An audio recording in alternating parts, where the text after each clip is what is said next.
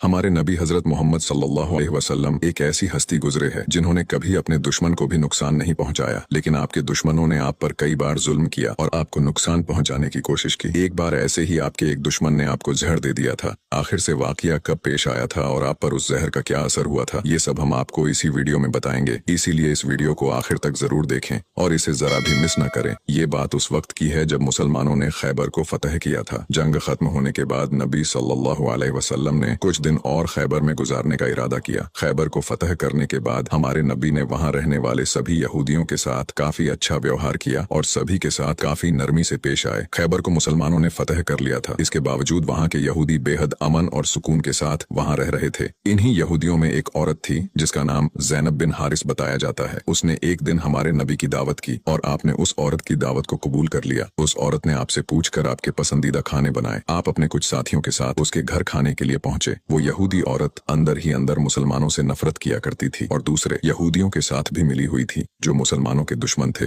उस औरत ने खाने में पेश होने वाले बकरी के गोश्त में जहर मिला दिया था। जब जहर से भरे उस गोश्त को आपके सामने पेश किया गया और आपने खाने के लिए एक निवाला उठाया और अपने मुंह में रखा तो आप समझ गए कि इसमें जहर मिला हुआ है। आपने तुरंत अपने साथियों को खाना खाने से रोक दिया और कहा कि इसमें जहर मिला हुआ है, लेकिन अफसोस के आपके कुछ साथी उस वक्त तक कुछ गोश्त खा चुके थे जिसकी वजह से उनकी शहादत हो गई। कहा जाता है कि जहर के बारे में हमारे नबी को उस जहर की बोटी ने ही खबरदार किया था। इस वाक़ये के बाद उस औरत के साथ साथ उसके सभी साथियों से पूछताछ की गई तो उन्होंने न सिर्फ अपना गुनाह कबूल किया बल्कि ये भी कहा कि हमने आपके साथ ये इसलिए किया क्योंकि हम ये देखना चाहते थे कि आप अल्लाह के सच्चे नबी हैं या नहीं। अगर आप अल्लाह के सच्चे नबी हैं तो इस जहर का आप पर असर नहीं होगा और अगर आप अल्लाह के नबी नहीं हैं तो हमें आपसे छुटकारा मिलेगा। ये बात तो सब जानते हैं कि हमारे नबी ने कभी किसी से बदला नहीं लिया, जबकि आप पर कई बार बहुत जुल्म किया गया जिसके बारे में कोई सोच भी नहीं सकता। लेकिन जब उस जहर की वजह से आपके सहाबा की शहादत हुई थी तो कानून के मुताबिक उस औरत को भी कत्ल कर दिया गया। लेकिन कुछ रिवायतों में आता है कि उस औरत ने खुदकुशी कर ली थी। वही कुछ रिवायतों में कहा जाता है कि उस औरत को माफ कर दिया गया था। इस बारे में कई मुफस्सरीन अपनी अलग अलग राय रखते हैं। एक हदीस में हजरत आयशा फरमाती है कि जब नबी सल्लल्लाहु अलैहि वसल्लम की जिंदगी के आखिरी दिन चल रहे थे और आप बीमार रहा करते थे, उस समय आप कहा करते थे कि खैबर में जो मैंने जहर से मिले हुए गोश्त का टुकड़ा खाया था उसका दर्द मैं आज भी महसूस कर सकता हूँ। ये बात कई किताबों से साबित है कि उस जहर का असर हमारे नबी के आखिरी दिनों में देखा गया था और इसी जहर के असर ने आपकी वफात में एक अहम किरदार अदा दिया था।